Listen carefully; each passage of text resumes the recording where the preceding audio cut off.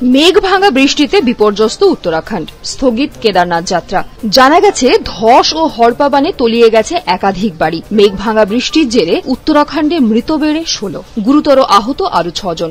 জোর কদমে উদ্ধার কাজ চালাচ্ছে বিপর্যয় মোকাবিলা বাহিনী। তবে বৃষ্টি এখন কমছে না বলেই আবহাওয়ার পূর্বাভাস, যার জন্য আগামী কয়েকদিন ভারী বৃষ্টিতে আরো ভোগান্তি বাড়তে পারে বিস্তীর্ণ এলাকায়। গতকাল কেদারনাথের ভীমবালিতে ধসের জেরে বহু তীর্থযাত্রী আটকা পড়েছিলেন। সোনপ্রয়াগ থেকে গৌরীকুণ্ডের মাঝে বন্যার কারণে কেদারনাথ হাইওয়ে সম্পূর্ণ তছনছ হয়ে গেছে। ধস ও বন্যার কারণে কেদারনাথে আটকে আছেন 450 জন তীর্থযাত্রী। এই পরিস্থিতিতে শুক্রবার থেকে কেদারনাথ যাত্রা স্থগিত রাখার কথা ঘোষণা করা হয়েছে।